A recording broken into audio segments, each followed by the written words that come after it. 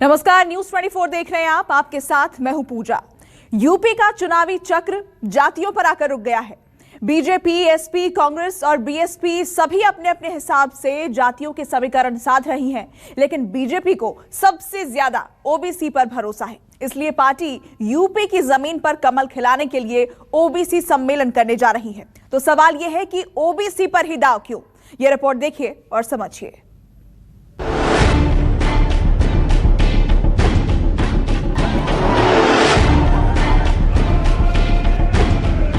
विकास अच्छा नहीं लग रहा है, वे लोग देश में भी और प्रदेश में भी दंगा, जातीय दंगा भड़काना चाहते हैं। हमसे बेहतर किसी ने नहीं देखा होगा कि जातियों में नफरत अगर कोई फैलाता है तो ये भारतीय जनता पार्टी के लोग जो नफरत फैलाते हैं।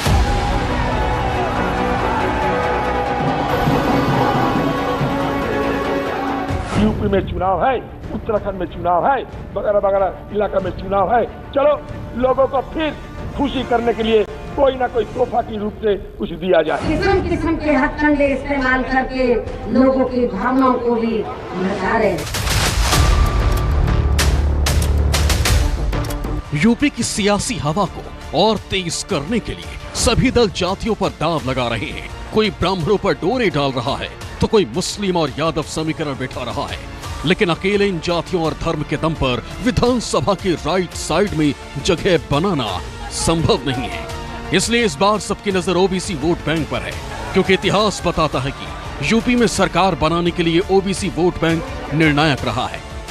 एसपी बीएसपी इसी के दम पर कई बार सत्ता का स्वाद चख चुके हैं और 2017 में बीजेपी को भी ओबीसी वोट बैंक की ही बदौलत लखनऊ की कुर्सी मिली थी। दिवाली से पहले यूपी का सियासी पारा हाई होने वाला है। सूबे की चुनावी हवा को अपने पक्ष में करने के लिए बीजेपी एक साथ कई प्लान का शुभारंभ कर रही है। पार्टी जहां एक तरफ अपने तमाम बड़े नेताओं को प्रचार मैदान में उतारने वाली है, तो वहीं दूसरी तरफ दूसरी जातियों के मंत्र से जीत की रणनीति तैयार कर रही है। ओबीसी वोट को साधने के लिए बीजेपी 8 अक्टूबर से लेकर दिवाली तक यानी पूरे 1 महीने जनसंपर्क अभियान शुरू करने वाली है, जिसके जरिए वो अपना वोट बैंक मजबूत करेगी। कहा जा रहा है कि बीजेपी का ये प्रोग्राम 4 चरणों में होगा। पहला चरण सैनी, कश्यप, यादव, विश्वकर्मा, राजभर समेत कई जातियों का सम्मेलन होगा, जो 8 अक्टूबर को राजधानी लखनऊ में होगा। समारोह में मुख्यमंत्री समेत सरकार और संगठन के बड़े नेता शामिल होंगे। इसके बाद पार्टी का यह प्रोग्राम पूरे सूबे में फैल जाएगा। दूसरे चरण में 100 विधानसभा इलाकों में बैठक होगी। तीसरे चरण में पार्टी 202 बड़ी रैली करेगी। हर 2 विधानसभा में एक रैली का आयोजन होगा। इन रैलियों के जरिए प्रधानमंत्री मोदी और योगी सरकार के इन जातियों के लिए किए गए कामों को जनता के बीच लेकर जाया जाएगा। आखिरी और चौथे चरण में बीजेपी के ओबीसी मोर्चा के कार्यकर्ता सदस्यता अभियान चलाएंगे। अभियान में चुनाव प्रभारी धर्मेंद्र प्रधान और केंद्रीय मंत्री भूपेंद्र यादव भी शामिल होंगे। उत्तर प्रदेश में फिर से कमल खिलाने के लिए बीजेपी ने अब तक का सबसे बड़ा दांव खेल दिया है। सूबे में पार्टी 8 अक्टूबर से ओबीसी जनसंपर्क अभियान की शुरुआत करेगी, जिससे वो राज्य में जातीय गणित को अपने पक्ष में साधेगी। आपको बता दें कि 2014 और 2019 के लोकसभा चुनाव, फिर 2017 के यूपी विधानसभा चुनाव में बीजेपी ओबीसी वोटों के सहारे ही सत्ता में आई थी। ऐसे में पार्टी ओबीसी वोटर्स को लेकर काफी गंभीर है। केंद्र सरकार ने नीट में ओबीसी को 27% आरक्षण देने का ऐलान किया है, जिसे यूपी चुनाव में बीजेपी भुनाने की पूरी कोशिश कर रही है। एक नई अंत्योदय की परिभाषा उन्होंने की है मंत्रिमंडल के विस्तार में, कि अंतिम पायदान पर खड़ी हुई कुछ जातियां जो 70 साल में मंत्रिमंडल में शामिल नहीं हुई थी, उनको भी मंत्री बनाकर राजनीतिक अंत्योदय किया है और उनको भी सीधे शास्त्री भवन, रक्षा भवन, north block, south block, rail भवन दिखाने का काम किया है। तो ये राजनीतिक अंत्योदय भी है। अगर पिछड़ों को उत्तर प्रदेश में पहचान देने का काम किया तो वो माननीय मुलायम सिंह और अखिलेश यादव जी हैं। आप अगर उनकी भी शुरुआत आप देखेंगे, उनके भी पीछे जाएंगे, तो अगर बैकवर्डों को पहचान दी तो आज बीजेपी हायर कर रही है। हायर कर रही है। बीजेपी के पास बैकवर्ड नहीं है, हायर कर रही है, दूसरे दलों से हायर कर रही है। आप बताओ, बघेल साहब के मंत्री बना दिया तो बघेल साहब को बीच में हटा क्यों दिया था?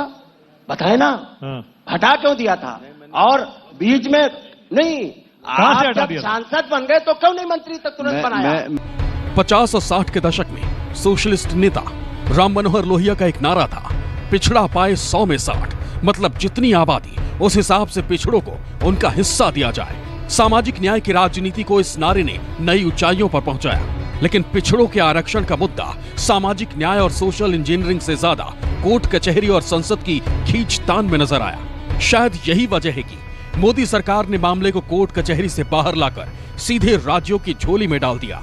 केंद्र सरकार एक कदम चली तो यूपी की योगी सरकार 2 कदम आगे बढ़ चुकी है। आपको बता देगी, यूपी में 79 ऐसी जातियां हैं जो ओबीसी में शामिल हैं। योगी सरकार इनको पिछड़ा, अति पिछड़ा, अत्यंत पिछड़ा 3 भागों में बांटने की कोशिश में है। माना जाता है कि ओबीसी आरक्षण का सबसे ज्यादा फायदा यादव, कुर्मी, कुशवाहा और जाट समुदाय को मिल रहा है। इसी वजह से ओबीसी की दूसरी जातियां भी काफी वक्त से आरक्षण में बंटवारे की मांग कर रही हैं। मोदी सरकार ने इन जातियों की कमजोर नस को पकड़कर आरक्षण का अधिकार राज्यों को दे दिया है। कुछ ऐसे बड़े काम हुए, जैसे ओबीसी का एक कमीशन हुआ करता था जो दंतहीन शक्तिहीन हुआ करता था। शेड्यूल कास्ट का कमीशन बहुत पावरफुल होता था, तो इस कमीशन को संवैधानिक दर्जा देकर के एक बार मैंने पूछा कि जरा एससी कमीशन के चेयरमैन का नाम बताओ, तो सारे बच्चों ने कह दिया पीएल पूनिया। फिर मैंने कहा ओबीसी का चेयरमैन बताओ, तो एक भी बच्चा नहीं बता पाया। और ये ओबीसी के बच्चों से पूछा क्यों है, वो जज साहब थे लेकिन, और पुनिया साहब आईएएस थे, चूंकि वो पावरफुल नहीं था कमीशन, वो दंतहीन शक्तिहीन था, उसको संवैधानिक दर्जा मोदी जी ने दिया है। कि जो मंत्री बनाए गए हैं, ये इसका तो एजेंडा साफ, क्योंकि किसान के मुद्दे पर, महंगाई के मुद्दे पर जब लोकसभा नहीं चल पाई तो परंपरा है जब मंत्रिपरिषद का विकास होता है, बढ़ाया जाता है, तो प्रधानमंत्री या मुख्यमंत्री जो भी स्थिति रहे वहां मंत्रियों का परिचय कराया जाता है। तो हमारे आदरणीय प्रधानमंत्री जी ने ये नहीं कहा कि मैं बड़ा नुकसान हो गया, हम मंत्रियों का परिचय नहीं करा पाए। उन्होंने वहीं से एजेंडा फिक्स किया कि हम बैकवर्ड मंत्री बहुत थे इसलिए हम परिचय नहीं करा पाए। ये गलत किया विपक्ष ने, याद होगा आपको मेरे ख्याल से। सामाजिक न्याय समिति की रिपोर्ट बताती है कि यूपी में पिछड़ी जातियों की आबादी 54% है। इसमें मुस्लिम ओबीसी भी शामिल है, लेकिन बड़ी संख्या में हिंदू पिछड़ी जातियों की ही हैं। इनमें कुर्मी, लोध और मौर्य जैसी गैर यादव ओबीसी जातियों का रुझान बीजेपी की तरफ रहा है। इनके अलावा पिछले यूपी विधानसभा और लोकसभा चुनाव में अन्य गैर यादव ओबीसी वोटर्स का भी रुझान कमल खिलाने पर ही था। आपको बता दें कि यूपी में सबसे ज्यादा 41% ओबीसी हैं, जिनमें कुशवाहा 14%, अन्य ओबीसी 10%, यादव 8%, लोधी 7%, कुर्मी 3% जातियां शामिल हैं। पिछड़ा जिस तरफ जो आपने चला रखा, पिछड़ा जिसकी तरफ होगा उसकी सरकार बनेगी। अब पिछड़ा इस बार समाजवादी पार्टी और माननीय अखिलेश यादव जी की तरफ है। क्यों? वो इसलिए है क्योंकि इन्होंने पिछड़ों को झांसा दिया, बीजेपी ने जुमलेबाजी दी। ये जब माननीय अखिलेश यादव जी सरकार में थे तो कहते थे सारे कलेक्टर यादव हैं। अब मैं यात्रा पे निकला हूं, सामाजिक न्याय यात्रा पे 3 चरण मैं घूम चुका हूं। किसी जिले में हमें मौर्य का बेटा कलेक्टर नहीं दिखाई पड़ा, कश्यप का बेटा कलेक्टर नहीं दिखाई पड़ा, पाल का बेटा कलेक्टर नहीं दिखाई पड़ा, विश्वकर्मा का बेटा कलेक्टर नहीं दिखाई पड़ा। बघेल साहब के जिले में क्या बोल नहीं रहे राजपाल जी, बोल नहीं एक मुख्यमंत्री की जात, मैक्सिमम लोग मुख्यमंत्री की जात के लोग बैठे हैं। अच्छा। योगी आदित्यनाथ जी की। हाँ, और थानों में आप गोरखपुर में देखिए 70-80% उनके लोग बैठे। हमारी सरकार को तो बदनाम किया गया था, कहा 58 एसडीएम यादव हो गए। हम मुख्यमंत्री जी से सदन में मांगते हैं, आज तक सूची नहीं उपलब्ध करा पाए।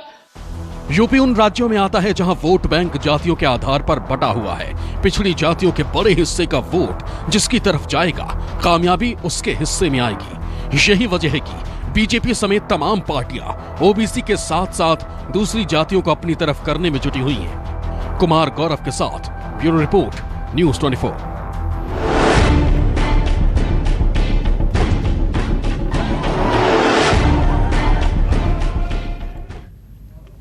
साल 2014 से पहले ओबीसी समुदाय बीएसपी और एसपी के साथ रहता था, लेकिन 2014 के लोकसभा चुनाव में मोदी ने सारे समीकरण बदल कर रख दिए। ऐसे में 2022 के चुनाव में एक बार फिर बीजेपी ओबीसी के भरोसे है, तो बाकी पार्टियां भी ओबीसी को पक्ष में करने की तमाम कोशिशें कर रही हैं।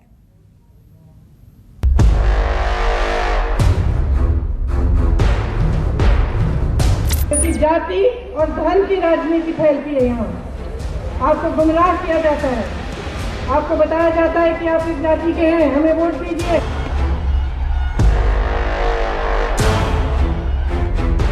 दिल्ली सरकार समाजवादी बनने जा रही है और आप अगर कास्ट सेंसस नहीं करोगे तो उत्तर प्रदेश में समाजवादी पार्टी कास्ट सेंसस करके दिखा देगी।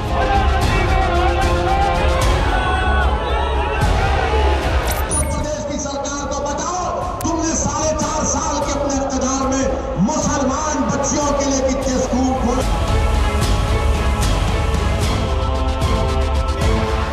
और जिस तरह का माहौल है, जनता 400 सीटें हराना चाहती है भारतीय जनता पार्टी को।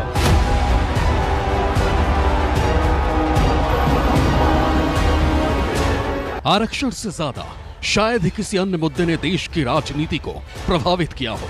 आरक्षण का सबसे बड़ा हिस्सेदार अन्य पिछड़ा वर्ग यानी ओबीसी सभी राजनीतिक दलों की आंखों का तारा बना हुआ है। इस सितारे को चुनाव से पहले तरह तरह से लुभाने की कोशिश काफी वक्त से हो रही है।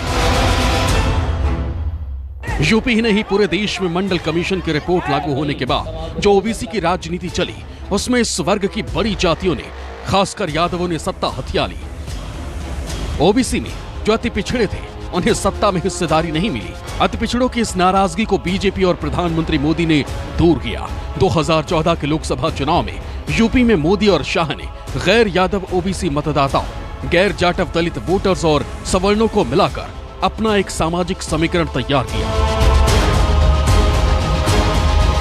यूपी में ये जातीय समीकरण 2014, 2017 और 2019 के चुनावों में बीजेपी के पक्ष में रहा और 2022 में भी कोई ऐसी वजह सामने नहीं आ रही जिसकी वजह से ये वोट बैंक बीजेपी को छोड़कर किसी और के साथ जाए।